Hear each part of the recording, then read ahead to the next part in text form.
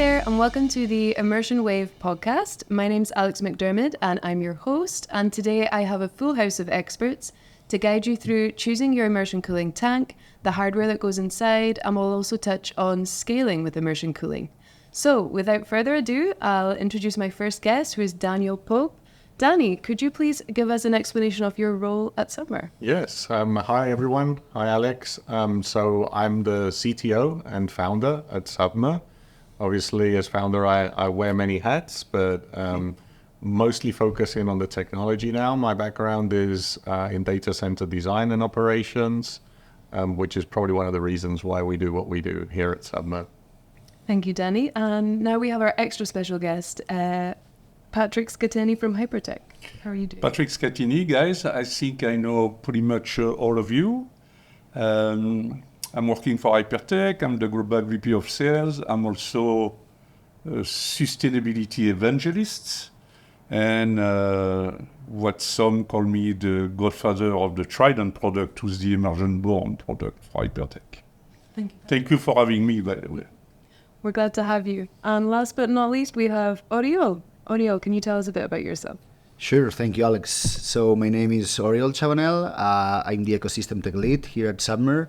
I actually run some of the relation with the several vendors that we are working with to be able to provide a good catalog for immersion to our customers and to make sure that any of our solutions are completely working fine and that we can deliver the upcoming TDPs now into the market. Thanks, Oriol. Of course. And before we get started, Patrick, I wondered if you could give us some background on the partnership between Submer and Hypertec. Interesting. Common customer was not at the time, but introduced us to Danny, matter of fact, the customer in finance in New York.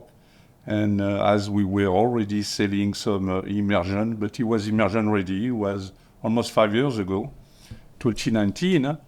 This person told me, you should call this new company in Spain. And I have a couple of discussions with Danny. I thought the alignment of what we thought, what immersion cooling should be, was perfect. So that's how we kickstarted to work together. And I think along the way, we have understood each other, paved the way for the latest and the greatest technology, and embrace commonly the biggest factor to make this world a better world, right, with sustainability. Okay, so now we have a bit more context about the history of Submer and Hypertec. I wanted to move to tips for choosing your immersion cooling tank. Oriol, from a technical perspective, what would be the top factors when making this decision? So, well, at this moment, Submer has two main lines of products, which are the SmartPod Evo and the SmartPod EXO. We have been engineering these products, reviewing the current market trendings and so on. And for that, we have a product that is, let's say, easy to deploy. It's maybe considered for greenfields where the installation of a big product may be a bit more difficult at some point. And then we have the other one, which is the SmartPod EXO, which is our latest product, which is delivering more kilowatts, which has the 5 nines of concurrent availability, and that is meant to be delivering the best efficiency. So we keep the both product lines because we foresee customers that they just want to go for real density and they can deploy a new greenfield and implement our last flagship product. But we still produce, of course, the SmartPod Evo, where for greenfields and for installations where the plug and play, which is a very easy way to connect, it's mandatory. It can also suffice most of them. So basically, these are the two main differences of the products and how we see the market to tackle it and what our features between them are different comparing one to each other. So speaking of the Evo and the EXO, Danny, as CTO, what would you say are the innovations in tank design that you're most excited about? Yeah, so adding, I guess, to what Oriol just mentioned, I think customers, like if there's a workload that you want to activate, basically the way to select our tanks would be first, what is the form factor of that workload? Is it like 19-inch? Is it 21-inch OCP? And we'll talk a little bit about that. All our tanks are compatible with different types of server form factors, but then the other aspect will be how many kilowatts you want to remove from a tank, right? And this is where a lot of the innovation is going. How many kilowatts and at what water temperatures? How efficient do you want to be when it comes to the amount of water that the water temperature that you want to push through that tank? And that's going to drive TCO substantially on the infrastructure side. If you want very chilled water, you're going to need a chiller plant. You're going to either need evaporative cooling. If you can leverage warmer water, you'll be able to dry cool, right? And so, as I was mentioning, a lot of the innovations are going in the direction of how are we able to cool and I guess guarantee a roadmap of higher density watt chips. And so recently we released the forced convection heatsink. That was last year at OCP. And we're able to demonstrate a 1,000-watt chip running in immersion perfectly. This year, the innovation is going to be around targeted flow. And so what is targeted flow, I guess? Targeted flow is really about accelerating even more the fluid at the chip level. So when you go beyond the 1,000 watts and move into potentially 2,000-3,000 watts, which is definitely going to come down the road, you need to control the speed and the amount of fluid you inject into a chip, right? And this is what direct-to-the-chip does, honestly, and it works beautifully, right? And so the approach of targeted flow is taking what we know works very well in direct-to-the-chip and implementing it in an immersion tank to really guarantee, if you want, that technological roadmap for the high-density chips. And so everything that is lower density will operate with the natural convection and movement of fluid in an immersion tank, but the high density components, these new NVIDIA 1,000-watt chips and you name it that are already available on the market today, those we foresee cooling them with targeted flow. And that's the demo that we will be showing at OCP, an implementation of the GH200 system with targeted flow. I think that's going to enable peace of mind for customers that when they embrace immersion, even if it's for the current generation of systems and they're not able to put more than 20, 30, 40, 50, 60 kilowatts in a tank, there are ways to cool it, but as they move towards maybe AI workloads or higher density type of HPC workloads, there is a solution that can be applied into that same tank platform. And so customers can use normal immersion heat sinks, they can use forced convection heat sinks, and they can use targeted flow in the same tank. And that's kind of the beauty of the innovation that we're bringing with these new platforms. Mm-hmm. And so, of course, we can't speak about tanks without speaking about the hardware that goes inside. Oriol, would you mind giving us a quick description of the difference between a retrofitted server and an immersion-born one? Sure. And actually, this is a very interesting topic because we have seen the big difference with the story of Submer from going to initial POCs and actually servers that our customers wanted because they trusted from all their past time, and that we needed to adapt for immersion, which they worked, but they were of course not efficient and as good and as reliable as an immersion design server, which by the way, Patrick for sure will guide us later on, because Hypertec has been probably the first company to design really good immersion design servers. So from our point of view, all we can say is we recommend always to our customers to buy something that was designed for this purpose. It's going to be better in all of the aspects. Of course, there is times that we need to go through the retrofitting of an existing air or DLC unit, which is working again, as I say, but probably cannot compare to the density that we can achieve with the rest, right? So these are the main differences we have found out as of today, sorry. And also, for example, we need to take a lot of care with the material compatibility of a server that was being retrofitted for immersion, and maybe components were risky for the fluid or the other way around, right? So all of these risks, all of these situations, we can already avoid it with an immersion design server, which is way easy to integrate into our tanks. And so, of course, we have to turn to you, Patrick, and ask you about the benefits of your immersion-born range. So just to start, this discussion is a perfect segue to the first topic, the partnership with Submer. We live in a super fast-paced technology change, Submer, in my opinion, is the only provider of immersion tank who follow the pace of what's happening in the world of technology. We saw a fast acceleration. Today we are at kind of a plateau in the CPU world. The GPU is taking a flight. I think Danny mentioned, if you were going 3 years back, people say, "Ooh, 350 watts, that's super high." That's the past, right? And it's just a couple of years ago. And when I see the evolution of the tank for us as a vendor, when it's time to choose a partner to go with for a customer, we want to go with someone who has a roadmap, who know how to deliver. Is the case with Submer all the time. And we were talking about immersion-born. The first install we did immersion was like everybody else, an immersion retrofit, what we call immersion-ready product. And after the first installation, I pushed to create a product that was immersion-born, right? And today, that's exactly what we are doing. We have the regular immersion cooling. We embrace the forced convection heat sink. So that's supercomputing. We're going to showcase our own version of forced convection heat sink. And it's great because the first one, until 350 watts, is super great. Forced convection heat sink until almost 1,000 watts, right? And we do that. We have other product where for 10 years now, we do 900 watt single chip. So we know what needs to be done, right, in high frequency trading. And the arrival of the direct flow is the next generation.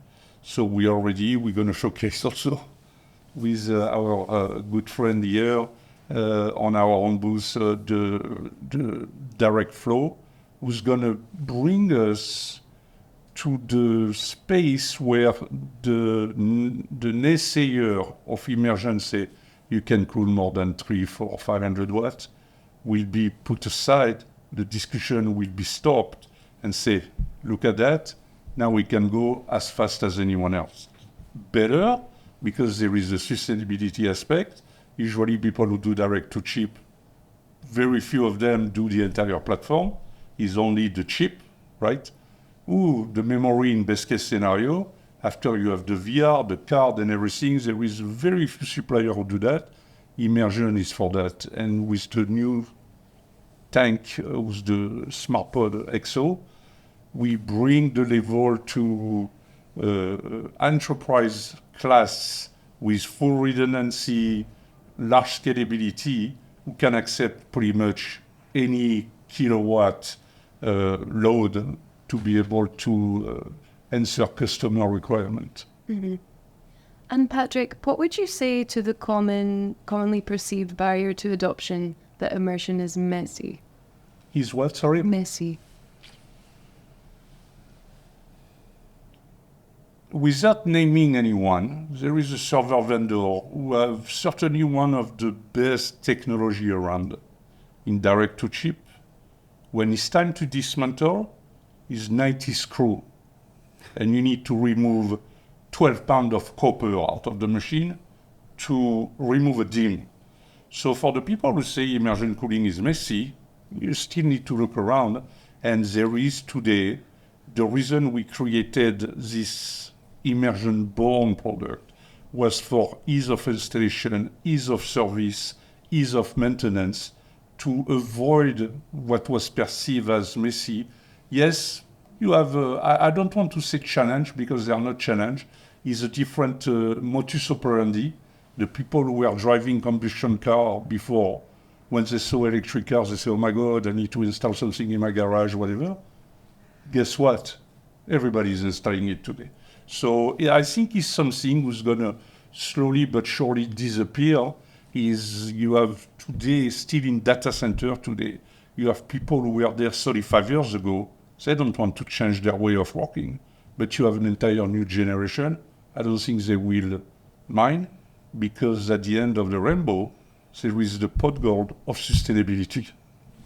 Yeah, just to intersect there, I think I agree with Patrick. It's really about the standard operating procedures, like having the right tools and having the right process to operate systems in immersion, and those systems being optimized for their environment, right? So that's the beauty of the Hypertec Trident platform, and how I'd say you have fewer materials, you have all the connectivity on one side, which facilitates a lot of the things. And the fact that those servers are denser, smaller, more compact, easier to manipulate, makes operations much simpler than trying to pull out an 8U server from an immersion tank, right? So this is part of the journey that we're on, which is designing for immersion and optimizing for immersion. And to the operations, I guess, it's on one side the server being optimized for those operations, and on the other side the tank, right?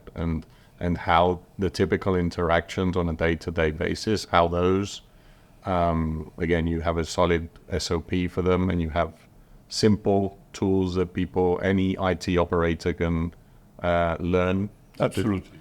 And yeah, I mean, we've gone through that journey, I guess, tens of times with customers to train their IT operations teams in immersion. And honestly, it's like a 4-hour training to learn to do the typical day-to-day operations. Oriol does a lot of that in his day-to-day work as well. So any insights you want to share, Oriol, I guess, there? Yeah, no, I mean, I think this is also connected to all of the accessories part that we'll tackle later on. But yeah, the operations are very connected with the accessories that we have as well. So as Patrick was commenting, I guess it's more about the modus operandi, the people mindset that they have to change when realizing that they need to operate something that is different. And always, it will not be all the time of your life the same system, the same way of operating it, the same cooling system as well. So when it is the time to change, it's time to adapt. As long as you have the tools, the standard operating procedures, and you have the way to proceed, that's just it. It's making the rules and following further. So here at Submer, we're also trying to make this easier. We'll come with the immersion operations card that I guess you will explain later on to us. Yeah, I mean, one of the tools, like one of the key tools, right, is how do you move a system from a tank out of the tank, or put a system into the tank, right? So this is like typical thing, lifting a server, changing something on it, or having to take it away because it needs extra work done in a technical room or whatever, right? So that we're releasing a solution called the Immersion Operations Card. That should be available by the end of the year, and we'll definitely showcase it as soon as it's ready. But essentially, it's a semi-automated card that latches onto our tank that allows to lift any size server. If you want to do a operation right there at the tank, you can, like you would in a rack, right? If you pull out a server and you need to change a DIMM or whatever, you do it exactly the same at the rack. Or you need to take that server away. The Immersion Operations Card hosts a number of servers in a way that when you transfer systems, it's completely dripless. You're not going to make a mess. And it's a simple process where a single person can do that, and they can move around the data hall with that operations card, right? We think it's a basic, I'd say, operation that needs a simple solution. And today really on the market, there's nothing available which makes the operation simple and clean, right? Like we're using, let's be honest here, today we're using cranes to lift servers. We're using, fortunately in the case of Hypertec, smaller servers that you can pull out with your hand, right? Which is magical. Absolutely. But we do expect to see bigger and heavier systems down the road, and maybe even like as we look at applications with heat reuse or pushing water temps up, you probably won't always be able to touch the fluid. That's right. So this is another aspect, right? So the Immersion Operations Card really is going to solve that, I think. A basic tool for day-to-day operations in the data center. If I may add, on the messy side, immersion cooling was not born yesterday. And at the beginning, you have the cowboy of people who were building tank out of their bathtub, kind of, right? And I think the messy connotation still stuck with that. In the 4.5, almost 5 years I work with Submer, I see a huge improvement in the tank itself, right? Where everything is evolved to get less and less messy in addition of all the SOP, whatever. But the tank itself is built differently to be less messy. Again, that's something that's going to slowly but surely disappear. And if we sit here 2-3 years from now, I don't think it will be one of your questions. No, I found, and back to the accessories, like for example, a lot of the accessory solutions that Oriol works on, they're used to completely mitigate things like he's Mr. Accessory? He has been Mr. Accessories for a long time, yes. Like the pigtails for the fiber connectivity and all the DAC cables that are compatible for immersion and a bunch of other stuff. OCP has been also a good community to exchange feedback, not only to tell them how to drive immersion, but also to learn a lot from their part. So there we have seen the OCP, one of the standards that we're using into the tanks that also make the operations easier. And where we have learned that the accessories need to be compatible and to make the things easier. So the same that we have done with adapting the OpenTrack version 3 Air for immersion with the busbar, the power shelf, the cables, and so on. We did the same as Danny was commenting with the fiber. So we have been working very close to the fiber providers to make sure that the AOC cables can work in immersion, that multi-mode fiber is not a problem, that they are not overheating, that all of these things that we can give that density in our tanks that is actually very compelling. So that also goes, of course, through the power side, where with adapters, PDUs that feeds in our tanks and so on. So all of this world of accessories, or how we call accessories, are what you can find, of course, in the traditional data centers, in the air racks, but of course adapted to fit in an immersion tank and to work properly. So yes, they are same important. I think they are doing the things less messy, as probably they say, and also because I guess capillarity was one of the big important aspects at the very beginning, where fluid was following cables outside of the tanks.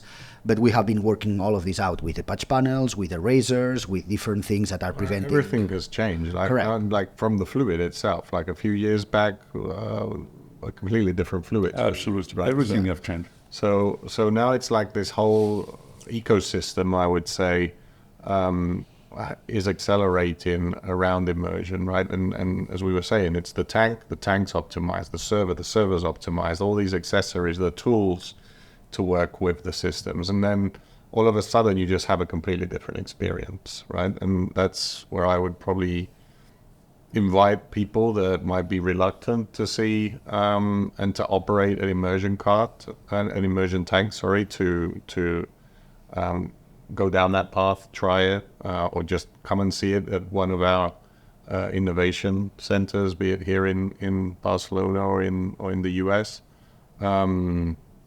But the whole immersion scene has changed a lot in the last 3 or 4 years. I agree.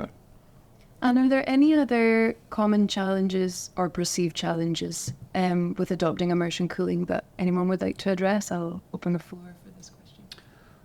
Well, I think that one of the fears as well at the very beginning from the data centers or any customer that wanted to adopt immersion for their own site was the dimensions, right? So when we compare a vertical air rack to what is looking now an immersion tank, it was like, how I'm going to fit this big thing into my data center, how I'm going to make it through the elevator, how I'm going to make it through the door, how the weight maybe will be enough with the technical floor to keep this thing installed, right? So this was the fears and the commentaries that we were hearing.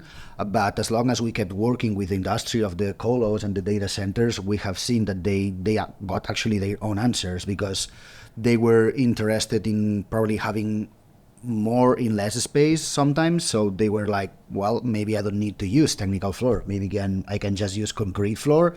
I can have the water connections and the electrical connections and the network connections over the up roof. That's how most of them are doing it, actually. I can just have elevators, which are a bit bigger, to have different floors as well. And maybe in one building, I can have what I had to use in maybe 7 buildings before, right? So when they see that this density is actually possible, changing the traditional aspects of doing things in the data centers are also progressing. So I will say that the initial fears were these ones. Also, some of them were about the operation of the tanks, but they have also seen how easy it can become to operate them. And there is no messy stuff, there is no fluid everywhere, there is just proper standard operating procedures. So together with the data center limitations removed and the implementation of these operating procedures, I think we're good to go and there is no more challenges at the table. Yeah, and also maybe to add, like, the fact that now AI comes into play, and so there's no other way to cool those chips than with large amounts of water. It's forcing data centers to have to change the way they're designed and the way they're laid out and the size and weight of these racks, right? And so in some way, I'd say direct to the chip has also helped immersion in that sense, because the water's going to be in the racks. The water's going to be in the data hall in the racks. They're going to be using probably more efficient mechanical plants outside. The data centers have to be designed for this weight. Yeah. I mean, a DLC rack weighs the same or more than an immersion tank at the end of the day. And so I think in this first phase of adoption of liquid cooling, obviously the safe bet for a lot of people is to go down the path of direct to the chip. We would definitely invite those customers that are at crossroads and thinking, what direction shall I take, to seriously deep dive into immersion and have a look at the technology. Because again, we think it's come a long way since, as I said, probably 3, 4, 5 years ago. And the mindset, again, of these data centers, how they're going to deploy infrastructure in the future. In the past, everyone was concerned about retrofits. Now it's like, oh, all of a sudden, actually, we need to deploy 5 times the amount of compute that we have today, right? So now it's about greenfield data centers. And so it's interesting dynamics, I guess. I think the same way I was mentioning earlier that you're still in the regular data center. Sorry, you have people who were there 30 years ago. On the regular data center, the Equinix of the world, the Sirius one or whatever, they all have to build new data center, right? Forget what they had in the past. And immersion cooling, for them, is a path of economy. Because you also have what I call the super innovator, right, in a curve of adoption, who are the crypto mining people. Mm-hmm. Then, no rules. Let's try to do from scratch, reinvent the world. And they were the first one to adopt immersion cooling because it makes sense. Oh, I have a hangar, I have a concrete floor, 20 feet above, that's all I need. The cost of operating that is super cheap, right? And now we can see the regular data center people who don't retrofit their regular place, because don't forget, a regular data center is a real estate business. Now they go and they will build differently for direct to chip or an immersion cooling. Both are liquid cooling, right? And is not one going to replace the other one. For the moment, is like two long-lost brothers who's going to walk the path in parallel until one's going to grow bigger than the other one, right? But I think the hurdle of adoption are removed day after day. And at one point, it will be way more people who will do what I call immersion-born. That means they would design product just to go in immersion, because that's also part of a bit of the order is, oh, I have all my old HP server or whatever, I need to retrofit. It's not simple, right? Especially when it's older technology. And today, everybody will have to move, and AI is the perfect technology fracture for that, right?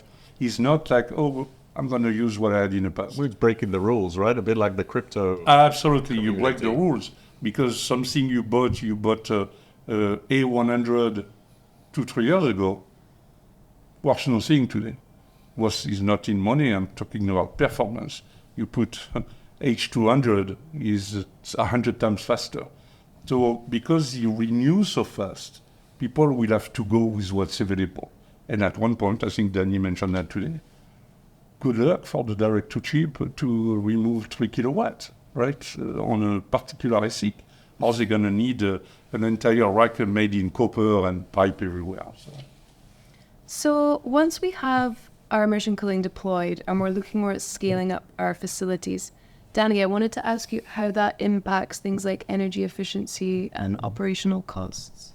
Yeah, so personally, I believe that, and like the crypto community as well, honestly, that immersion is the future-proof technology. And the reason why is the financial aspect of it. I mean, we can defend the TCO for immersion is more competitive for DLC. We'll be talking a lot about that at the Submer experience and over the next few months, I think, because we have really spent some time and effort on working a very detailed TCO model for deploying an example of 12,000 GPUs, how that would be done in air, which is pretty much impossible, how it would be done in direct liquid cooling, direct to the chip, and how it would be done in immersion, and really using that as an apples to apples comparison across the technologies. And what we've extracted from that journey is that immersion requires 25% less mechanical plant than DLC. And that's probably the main driver. There's many others, like the cost of the hardware and many other things, and the amount of cooling in the data hall and so on. But that 25% difference in mechanical infrastructure translates to a 15% reduction in CapEx, in total OpEx over a 15-year period for immersion. So immersion is 15% cheaper for those 12,000 GPUs year over year, or in a 15-year, doesn't matter, time period, than direct to the chip. And we think as people go on this journey of liquid cooling, it might be that this first round they choose DLC because they see immersion as too risky or whatever. But in the next iteration, when they hit all the challenges that we've described, I guess, and that like these more powerful systems will just put more stress onto DLC, they will understand better this TCO modeling, and we're convinced that they will shift towards immersion. And that's a lot of what we also see in market research, where now obviously there's a big head start with DLC, but immersion is going to be catching up, right? And Submer's a good example of that. Like last year, we deployed more than 250 megawatts of immersion. Yes, some of it in crypto, but also every time exponentially more in data center, right? And so all those learnings from the crypto spaces, as you were referring to, those are things that we're taking. It's kind of our playground for the technology because there's no legacy there, and those customers are able to innovate and do things extremely quickly given the pressure that they have with their type of business. But interestingly enough, again, back to AI is now putting a lot of pressure on the traditional data center infrastructure, right? And so at the end of the day, TCO is what's going to win. We're convinced of that. Like whoever deploys a technology without looking at TCO is probably not doing the right thing. And so we can defend for immersion. I welcome anyone who's listening to this podcast or watching us to reach out and dig into the TCO model, customize that TCO model obviously for their specific use case and so on. But yeah, we're convinced that it's the way forward from a financial perspective. I may add, in the total TCO, right, you have the CapEx, you have the OpEx. The immersion cooling CapEx is bounded to go down with volume is going to go up. Direct to chip, on the other side, as the temperature rise, or the TDP, the number of watt per chip, the amount of copper is going to be needed is going to have to increase tremendously. Two results out of that. One, they're going to achieve or reach a non-sustainable weight per square feet, right? And two, what's happened when a commodity suddenly is taken by storm? The price go up.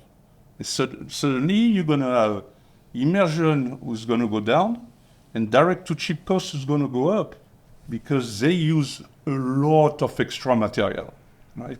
If you want to cool properly, you can't do aluminum. It has to be copper, right? And copper is rising, right? Because everybody uses copper. People steal copper on a construction site, right? Yeah. To try to make ends meet. But you see what I mean? So the future of immersion cooling, for me, is bright at every single point, right? Because you can take that. We have a common friend who was at Intel, he just left, was talking about the weight of the direct-to-chip rack is just super heavy. Is heavy at the point that the floor, because it's concentrate, may not be able to sustain it. So imagine all the data center, if they have to redo all the floor, it's just something they're not going to do. So they have to do a concrete floor, we'll take a tank.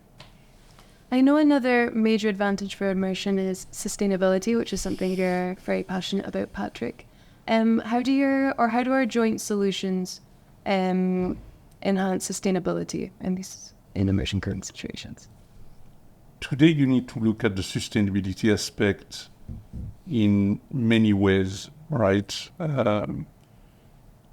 Immersion cooling, so I'm a veteran of technology. You can look at me, I'm not born yesterday, right?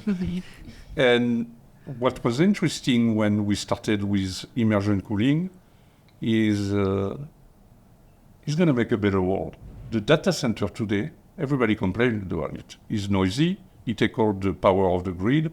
Now you have some people who decide, let me reopen a nuclear power plant. These people is going to scratch, right, their head about that. And the water consumption, right? And the water consumption, where if you live in California, you can put water on your lawn most of the year. I'm a new member of the Houstonian great city, so the same. You need to be careful with your water. So all of that are against sustainability. And when we look at the product, and I think that Submer did a fantastic job at that, is to embrace that, to make a product who's more and more sustainable. And when we decided to go to the immersion-born, at first it was, let's make a product, less material, let's use maybe composite material. What else can we do? 2 years later, we thought, first very large deployment, we should do something about the packaging, right? And that's where our bulk packaging. And the latest number is if you filled up 53-foot container truck with our new packaging, you need 3 times less truck. It's 3 times less truck on the road. The carbon footprint is very low. The packaging we use is made out of 100% recycled cardboard, right? But it's 3 times less boxes, and we make them reusable. That means when it's finished, we take it back, right? And we can resend that to another customer another day. So we try to see at every single level, how can we leave a less footprint on the planet with what we are trying to achieve here. On the top of the fact that immersion cooling is the most sustainable IT of them all, right? Is the holy grail of sustainability. And do we have any real-world customer deployments with our joint solution? We do. There is plenty we cannot name, and there is... There's a couple we can, I guess. And a couple we can. I think one was with a common partner of us, Adasen, who's a company who work a lot in the federal government in the US. And one of their customers, Sandia National Lab, and sorry, Sandia, if I should not mention your name, but we are everywhere on LinkedIn, showcase the product and why it was great. And on top of being sustainable, being more dense, the work of Adasen and his partner on the performance increase at the server level compared to what they had was a game changer for Sandia. I think we can say that, Danny, right? Yeah, I know there's a white paper coming out very soon Yeah. where we're working closely with Sandia to release that. So I'm pretty sure we can announce that.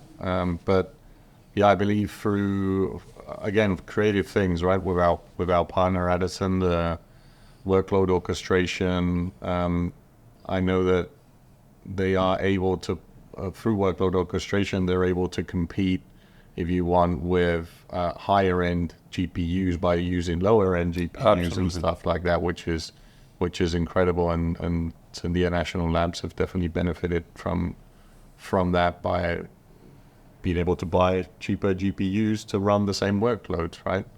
But that's just one example of many, I guess, customers that we've deployed together as partners over the years. And customers that are obviously all repeating those orders, right? And deploying more infrastructure with immersion. So a lot started with POCs, I suppose, 1-2 tanks. And now we have a lot of projects that customers talk about tens, if not hundreds of tanks, Yes. which is exciting, right? It's how that, I guess, adoption curve is definitely accelerating for the technology. I think it's something we don't talk enough, right? When a system is completely immersed, the performance you're able to extract out of it is more than definitely in air cool, right? No question asked. Maybe debatable on the direct-to-chip, but again, if you have a direct-to-chip system who doesn't cool the memory, and now with the 32 and tomorrow 48 DIMMs and the capacity of the DIMMs will become reaching the 600 watt to a kilowatt in one single server. People don't, they always say, is the ASIC, CPU, GPU, the VR, the voltage regulator also would just distribute the power to the CPU or the GPU need to be cooled. And in most of the case, in direct-to-chip, they are not. In immersion cooling, you don't have to worry about that. Everything gets cooled.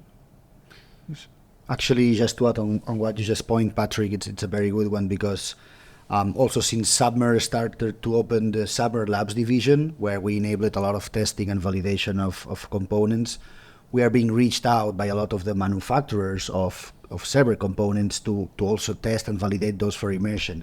One of the biggest ones also told us, like, look, memory, no one is looking at, but it will be the bottleneck for what is upcoming because we cannot put copper next to it when it comes to like DLC, so they are very tied to each other. So and they say that the next year they will be already having like DIMMs of 45 watts each, which is a lot, and that heat is very close to each other, and they need to be also close to the CPU for the fast processing of the computation. So at some point, all of the industry is also seeing that DLC may not last as long as it looks like. It's maybe like a transitionary technology. So for the long lasting, it will need to be immersion because, again, everything is cooled. And then maybe with other technologies like the forced convection or precision cooling, we can go straight to the point while the rest of the components are being completely cooled. So what you said is what we're also seeing now in the market. And maybe connected it back to sustainability, right? So I would expect that also to extend the lifespan of these systems. Oh, yeah, definitely. So that's another aspect that no one talks about, but like actually being able to run those systems at 100% or potentially more, like the crypto community does with their hardware in immersion. And then the fact that you're not blowing air through, because DLC systems still blow large amounts of air through these systems, right? When we have to be transparent about that. And so air is a problem for electronics in general.